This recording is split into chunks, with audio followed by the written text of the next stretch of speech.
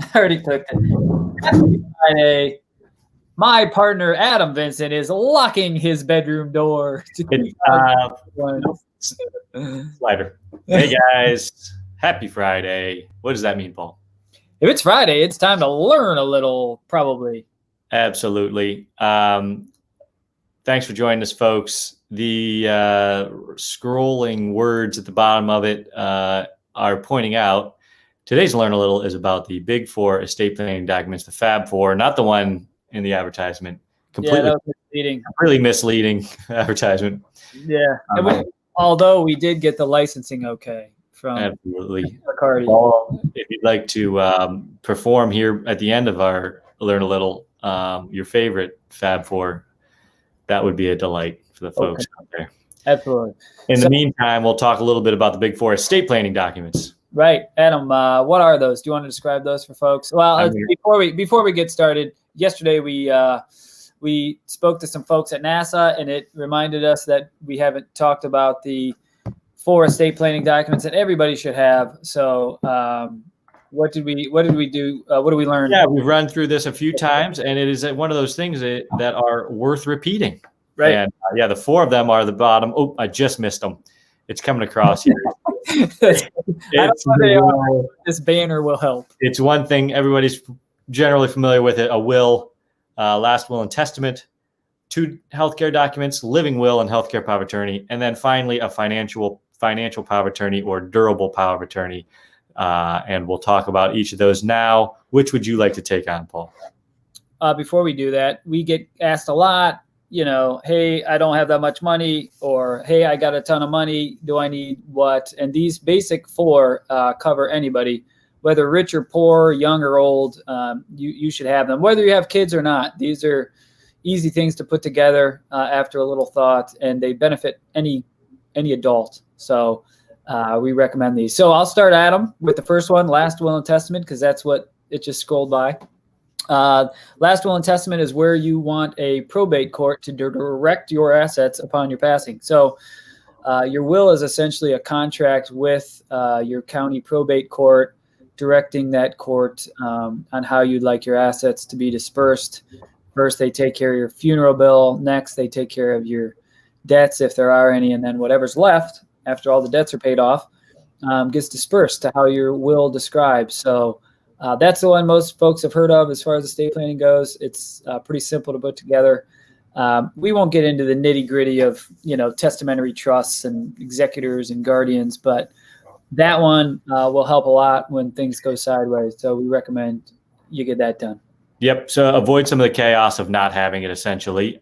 One of the things you want to, we won't go into too much detail, but one important detail is the will is the document where you can express your wishes when it comes to care of any minor children you might have. And so you would name a guardian and backup guardian for those children and a trustee for the trust for them. So that's the important thing to know.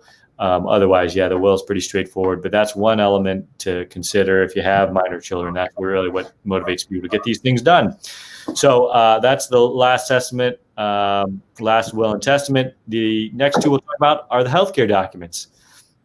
I'll start with the living will, just to create some confusion. It's different than the last will. It's the living will, and it's actually about end of care. When you're almost dead, it's a living will. End of life care, yeah. So it comes into play only when your doctor and another doctor determine you're in what's called a terminal state. That's defined specifically. The last will is a final declaration about how you want to be cared in that situation. You get to specify things if you want to. If you don't want to follow the specific definition, you can have limitations or ask for certain things. So that's where you make that declaration. So it's in writing. There's no dispute. There's nobody saying he or she said this to me, and another person comes and says, nope, he or she said this to me, and the chaos that can ensue in those situations, leaving the hospital and healthcare workers in the middle. So you get that down on paper, get it to your doctor. It's important. Going along with that is a healthcare power of attorney. That's where you can have someone speak on your behalf, access to your information if necessary. If you can't speak on your own behalf, you name someone, a trusted person or family member. to speak on your behalf and work with healthcare providers when you are unable to yourself. Right. Yeah. And, if you ever go in for a surgery, typically a hospital will ask you if you have these things.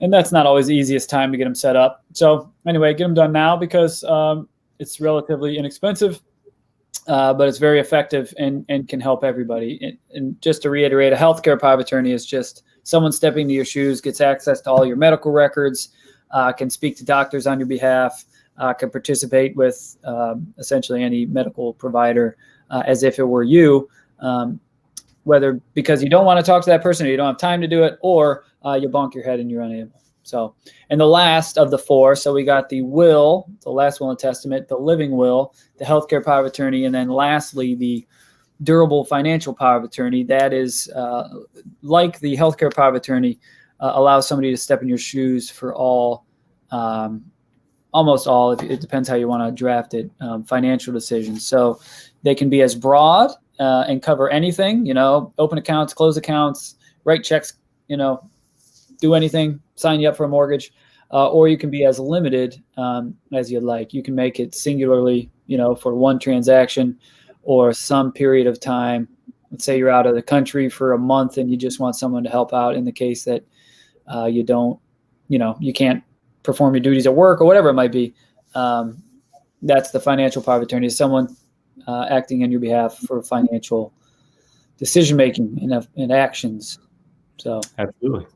So good stuff. Feel free to ask a question if you have one. But this is important. Those four, scrolling at the bottom, these four are important for your family. We got a live one here. We're going to bring on live good someone that Sean Steiba. He's a local guy. It looks like he has all his clothes on. That's great. And there he is, Sean, live on Facebook. Hey, meet Adam. Adam, meet Sean. Sean, how you doing? Pretty good. How are you? Good. Thanks for joining us. What's happening? So I guess my question is just, protecting assets. I have an aging father-in-law Sure. who's, a veteran, and just trying to protect his assets. I don't, so they're not taking in, Medicaid, stuff like that. How do we protect that? Right. So that's called, you're concerned about the 5-year reach back. Right. So you essentially have to either lose control or have an exemption of those assets for Medicaid's clock to start running. So let's say your father-in-law owns a house. If tomorrow he either transfers that house into an irrevocable trust, or he transfers that house to you or your wife or some other trusted friend or family member, then that clock starts. So that's one way, is to basically drop control of your assets, so Medicaid doesn't count them towards your balance. That's basically it. You need to get that. And like I said, there are certain exemptions depending on someone's personal, setup. Like if your father-in-law, is a widow or is not married, he wouldn't have many of those exemptions. So he's recently widowed, so that's why this is coming up. Yeah, sure. Are there any tax implications with doing that? With like an irrevocable trust or moving the house to like my wife's name? Yeah, so there would have to be there's some conveyance exemptions to that, but depending on the value of the home, there would likely be some if it's during life transfer, there would be some tax implications on that. Okay. So you just I suggest you guys talk it over with your accountant, because that's what matters too, depending on whether any gifts have happened this year or in the past at all. There's a number of things to consider. So. Okay. Yeah. Cool, man. I appreciate you coming on. And any other questions? Any other ones? Any other big ringers? Did you buy no, well, just same thing with his IRAs, stuff like that. Yeah, sure. Yeah, so I think you just got to kind of run through all of them. I think you'd want to kind of put together like a balance sheet of stuff he has, and then just kind of go one by one and see what's the best way to go. Okay. All right. Thank you. Well, good, man. Thanks for coming on. Have a good rest of the weekend. You too. Yep. Thanks. Bye-bye. Cool. We got somebody to come on without like it being my child or something. Hey, how about that? Yeah, thanks, Sean. So yeah, cool. So yep, these are good things to talk about. Sean's thinking about his father. You don't want to be awkward, but this is a important conversation to have with friends and family members too. Is if you can encourage them to get their affairs in order, it's good for everybody. Yeah, this time of year is really fun to think about too. But anyway, you got to do it sometime. 2021 goals though. Get a date, send an email. I'm going to ask you a question. How do you decide whether you should get a trust or just a will or do some combination of all these things? Great question. Thanks for asking, Paul. I should have come on my phone. It would have looked like we had somebody else come on. Trusts are a different thing. They are come about. People need trust when they're in special circumstances. So they have they want to have the privacy or control of a trust to be able to disperse assets or hold or control assets in a certain way. That's what when a trust comes into place. There might be other Medicaid planning options for a trust too. Like we just mentioned. Essentially, it depends on the number of assets you want to have transferred to your beneficiaries. So it kind of depends there, and also, or if you have special needs trust, you have a family member that you need to have some oversight on their care and funding that care. Then those are situations where you need a trust instrument to be able to specify those kind of unique things in terms of So essentially, your asset size or special needs.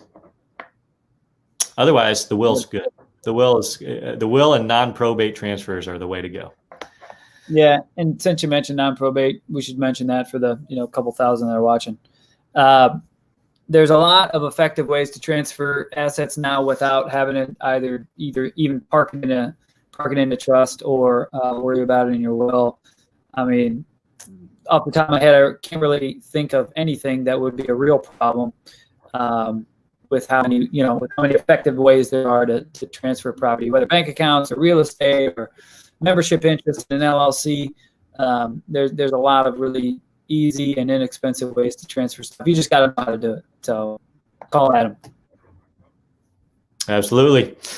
And the goal there is you don't really need the will. The will was a safety net that you wound up not needing if you get everything transferred and taken care of outside of a probate case. That's a little bit of a trick to do, but it's possible with proper planning. Good.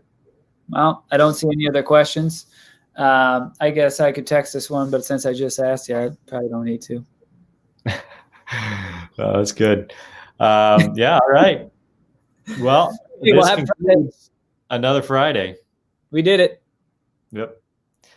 And what are you up to this weekend? Big plans? Probably some Christmas movie. I got the lights up several weeks ago. So yeah. It's supposed to pour over here all day tomorrow, so that's a bummer. Good. Sun was out today. Get out there, enjoy it, folks. Right. But get your stuff done first. Safety first. Get the ball rolling. All right, Adam. Happy Friday. Happy Friday to you and to all. See ya.